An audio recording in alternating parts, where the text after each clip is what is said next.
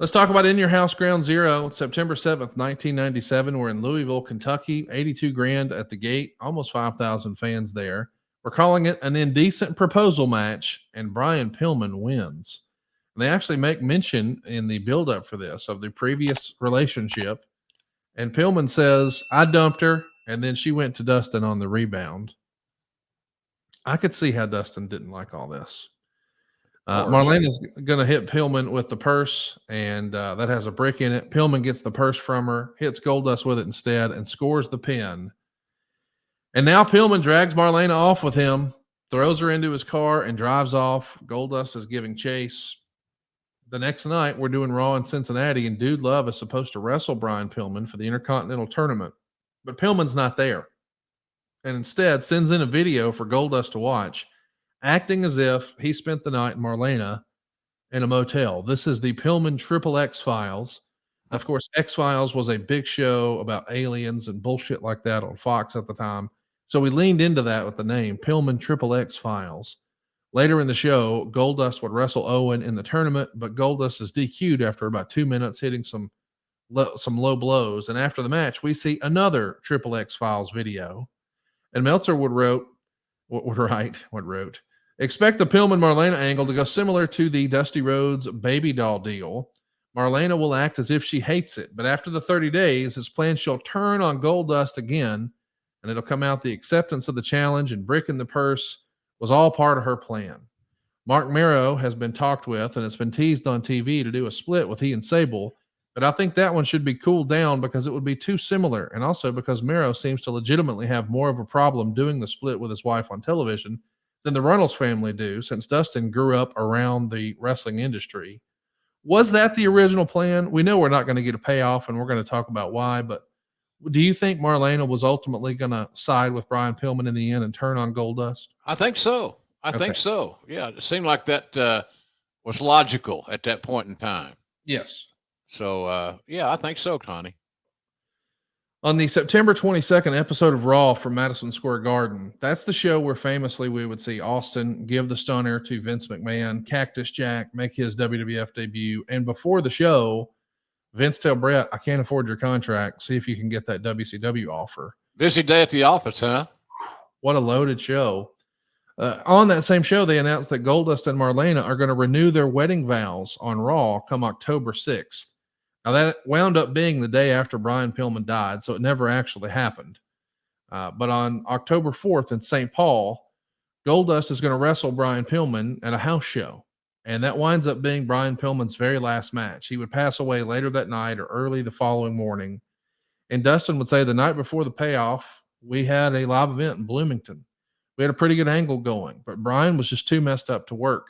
I don't know what he was taking, but he could barely walk. I remember thinking, I'm going to have to protect him out there. And at the same time, I've got to protect myself. We got through the match as best we could. The crowd responded really well. And as far as anyone knew, everything was fine. Afterwards, I walked in the locker room and Brian was sitting in the corner looking like his dog had been shot.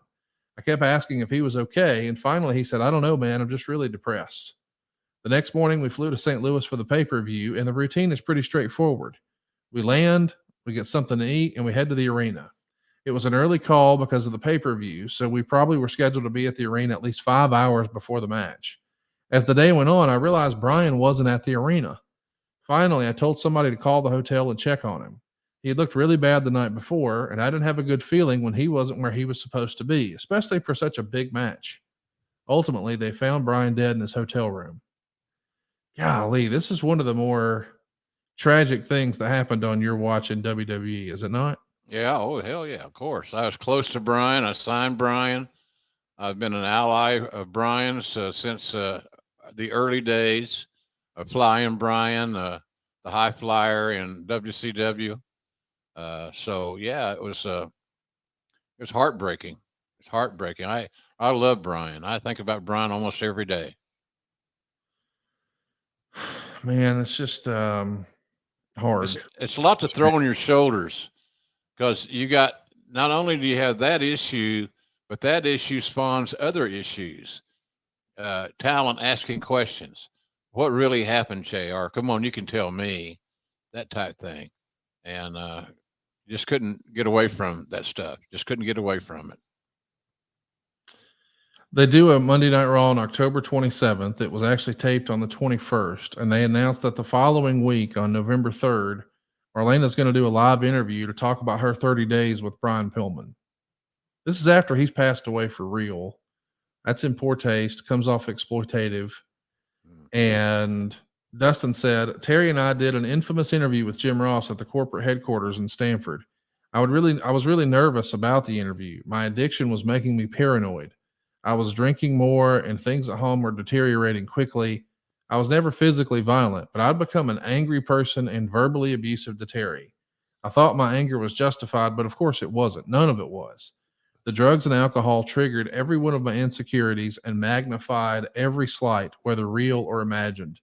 In the dressing room prior to the interview, I drank several shots of Crown Royal to calm my nerves. I was ready to unload, and I wanted what came out to be real. We talked about my dad and how he was never there when I was younger or later when I was having problems in my life. I knew what they wanted to go right up to the line, and I wanted to be as powerful as possible. I wasn't drunk, but I was comfortable enough to say anything. The atmosphere was intense because of everything going on in my personal life, particularly with Terry. What can you tell us about this interview? What do you remember from your perspective? Could you tell that he had been drinking? Was it a big deal or no? Hell no, I didn't know he was drinking. Of course not. I didn't know. If I'd known, then we would have called a timeout, started drinking coffee or something. No, I didn't have any idea. I wouldn't have condoned that. And neither would Vince or anybody else in a place of administration. Terry went through hell.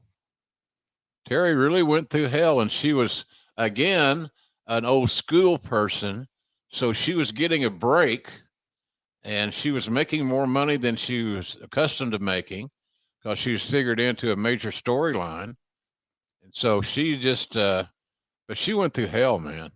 She went through hell with, and you can't be a marriage counselor. That's the one thing I learned. You want to solve everybody's problems, but that's a pipe dream. That's not going to happen. Plus, I'm not qualified to be a marriage counselor or Dr. Phil or somebody. It ain't me. I'm not trained to do that.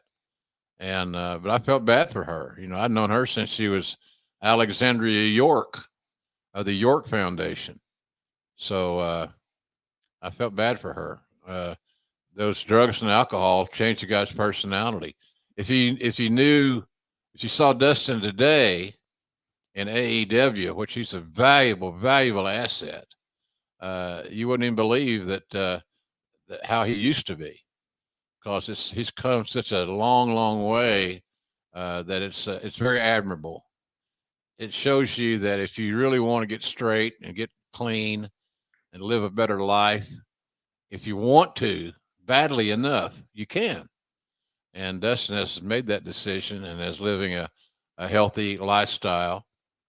How in the hell do you think he still wrestles as good as he does today? And like I said before, you know, his match with Cody a few years back was the best AEW match that I called, in my opinion. I might have a different opinion tomorrow. I don't think I will, but I might have. I just thought Dustin still got it, and thank God he's clean and sober, and he's got a wrestling school. And I encourage anybody that is wanting to learn how to be a pro wrestler to check it out. Why not? He knows how to work. He knows how to be a heel. He knows how to be a baby face. He knows about traditions. It just I'm just so proud of Dustin right now and where he is in his life. It's heartwarming.